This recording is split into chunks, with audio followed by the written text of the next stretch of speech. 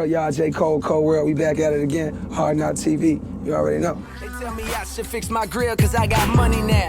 I ain't gonna sit around in front like I ain't thought about it. A perfect smile is more appealing, but it's funny how my shit is crooked. Look at how far I done got without it. I keep my twisted grill just to show the kids it's real. We ain't picture perfect, but we worth the picture still. The first line in Born Center is it's way dark at this time. Yeah. Can you walk us through how the sophomore album came to be that way? Sophomore album was just patches of zones, of just great zones. You know what I mean? Like, I hit these zones that started after the first album dropped. That's all it was, pockets of really good zones that produce a bunch of songs. People don't know I really just dropped 2 albums on you this year. If you combine All Truly Yours, 1, 2, and 3, and then with my album, and then you go back to the I'm a Fool's, you know what I mean? Whatever songs that I just leaked, like I really, and I still got more stash that we haven't put out or whatever. Like, all that is a culmination of pockets of zones that I hit just creatively and just being in a good space, period. So that's what the album is.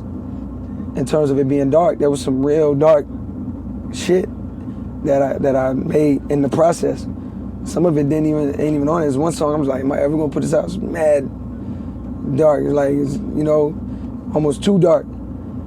But sometimes it was dark, sometimes it was Chris Tucker, because that's just how I was feeling on that day. But the point is, I was just free to just get shit off my chest, let Nas down, or like analyze it, or play with flows, but really say some shit like rich niggas. You know what I mean? Or I don't know, just pockets of zones. So some of them was dark, and when it was time to finalize the album, I noticed there's dark and there's such a contrast, and that's why I shaped the album like that, and that's why it starts off dark. What does writing out of darkness mean to you? Writing out of darkness? Yeah, I saw that quote somewhere. What could have happened to me, what I could have became, I think, as an artist, what my story could have been, had I let like the pressure get to me and like really defeat me, had I just said, fuck it, I'm gonna just be this type of artist, or had I just took a different path. I think the only reason that didn't happen is because I was able to get that shit out of me by writing, you know what I mean? A song like Let Nas Down is like, whew, it's like weight off your chest. You ever told like a secret to somebody, and you're like, whew, I'm glad I told, like, whew. That's what Born Center felt like for me. It felt like that. And last day I listened to the album, I finished the album, I listened to it straight through. We was just about to go to master it. I'm literally sitting in the studio by myself. I had been in the studio 7 straight days, no shower, no bullshit, like literally straight. Wouldn't leave it, I didn't even see the outside until I was done with the album. And I remember everybody was sleeping in the lounge. Some people were sleeping in the recording booth. That's like 6, 7 a.m., maybe even 8 a.m. I'm in the studio listening to the album, and I could not believe, like, it's almost like I'm hearing it for a fan for the first time. As soon as Born Center came on, the last song, I started crying. Grateful tears, and also unbelievable tears, like, damn, I really did it. Like, I beat the shit, like, I beat y'all niggas. You know what I mean? Like, I could have been crushed. I could have been broken. I could have lost the shit I had to go through. You know what I mean? And it's not nobody's fault. It's just the way the game was set up. It wasn't set up for me to survive in my pure state. You know what I mean? It wasn't. I'm not supposed to still be here dropping Crooked Smile and having that be a smash. You know what I mean? I had to come infiltrate, play the game, boom, beat the game, come back. Now I'm to a place where I'm like, phew, now it's easy for niggas. As long as you come with good music, you can beat Kendrick Lamar.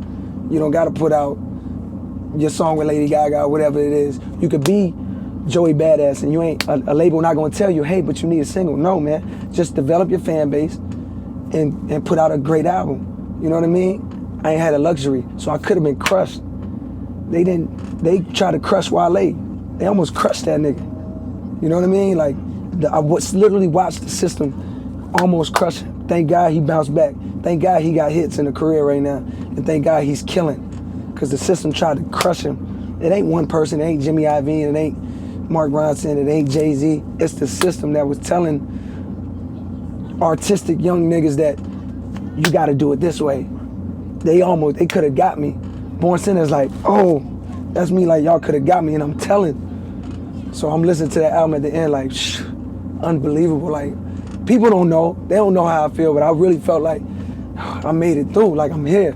I made it out. That's writing through darkness. I wrote all that shit out. Okay, back when I was sleeping in my mama crib, or even back when I was up there in my Muhammad crib, paying $1,700 for the rent, money well spent, no heater, but a nigga made heat, may I vent, had a thing for you, even wrote the song Dreams for you, cause I had dreams for your thoughts of a ring for your... Talk about the duality, the horn, the halo, the motif is prevalent throughout the album, and to a larger extent your career. Is that a daily struggle, that balance of the horn, the halo? I think it's a daily struggle for everybody. I hate to do that, but if I was to really tell it, I'd be getting too personal and be like, yeah, it's a daily struggle, and I don't feel the need to go that personal and tell you my vices and shit. But yes, I think it's a daily struggle for everybody. Everybody got vices. Sometimes it's just a cigarette. Some people can't stop cigarettes. Some people can't stop smoking crack. You know what I mean? They know that this shit is fucking me up, but the feeling, the sensation of smoking crack is so amazing to them, and they hooked to that feeling, they can't let it go. Some people so dependent on sex, they can't give it up. So everybody, alcohol, everybody got something. You know what I mean? I don't care to dive into my shit, but I feel like it's a fight for everybody. The hook for Miss America kind of represents that kind of Tupac duality. Am I about the dollar or am I about change? Yeah. Am I about knowledge or am I about brains? Freedom or big chains? Yes. They don't feel my pain. Yes, and I got to go through that thing. I get those thoughts because they real thoughts. Like, I got both in me.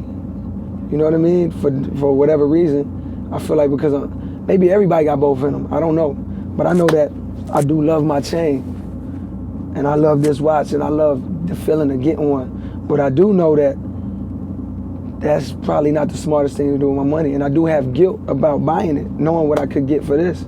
I do have guilt having money, period, knowing that I used to despise people with money.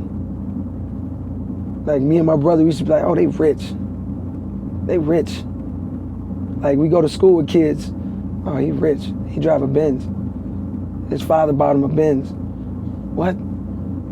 I used to hate, like, and now my son is gonna have a Benz. Mom got a Benz, like, so there's a guilt that comes with that too.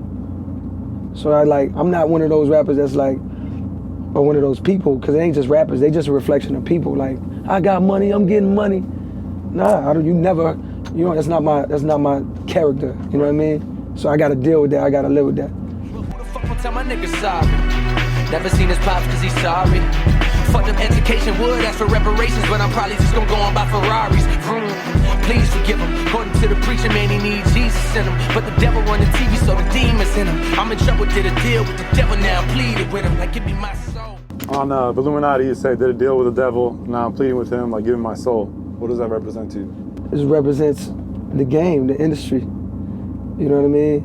Of course, I didn't literally sign my soul over to the devil. This is no Illuminati shit. It's a metaphor for, it's a metaphor for what you have to give up, or what they try to make you give up when you get in this game. Just as a commercial artist and have the aspirations that you have, like, it could be easy to fold and succumb. So when I say that line, it's really like somebody that, imagine doing a deal with the devil and then being like, oh wait, but no, it's not what I wanted, and he's fucked. That was the approach I was trying to take. And I never called back, how thoughtful is. Now I'm standing in the street trying politic with her in her mind. She calling me a misogynist nigga on some Bobby Brown shit. My prerogative, nigga, is to hit and never commit. Now realizing when I hit, she never forgets. So every time I ignore the telephone call, saying I hit her back, knowing I'm never gonna call. She was hurting, now she staring dead in my face. She was smirking like, yeah, I remember, and nah, you ain't worth shit, nigga. The track for Land of the Snakes, the way that it ends, it almost makes me feel like you're including yourself as a snake. Yes, The whole last verse. The whole last verse. Yes, the whole last verse. I'm the snake that I was supposed to be watching out for. Right. And ironically, I'm meeting that girl in LA. That whole song is just about being in LA, the place where you can absolutely, I've seen people go to LA, lose themselves. I love LA. And when I talk about LA, I ain't talking about Inglewood. I'm talking about Hollywood.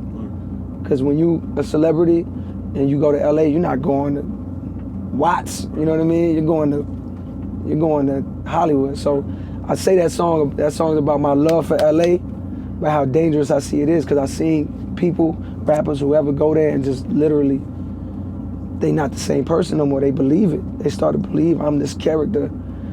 You lose touch of reality. So the song is a warning for that. But then on the third verse, I meet this girl in LA who reminds me that, yo, I'm no better. Like I'm the snake to her. I did her dirty. You know what I mean? Like, and it's to some people that might seem like a trivial thing, like, oh man, but to her that's real. Like, yo, I fucked you and you never called me. You know what I mean? And I never forgot. That was 10 years ago and I still didn't forget. But never saying that, but I know you're thinking that. So that I'm the snake to her. I'm the shitty dude. Meanwhile, I'm walking around nervous about everybody else being shitty or being fake or being whatever.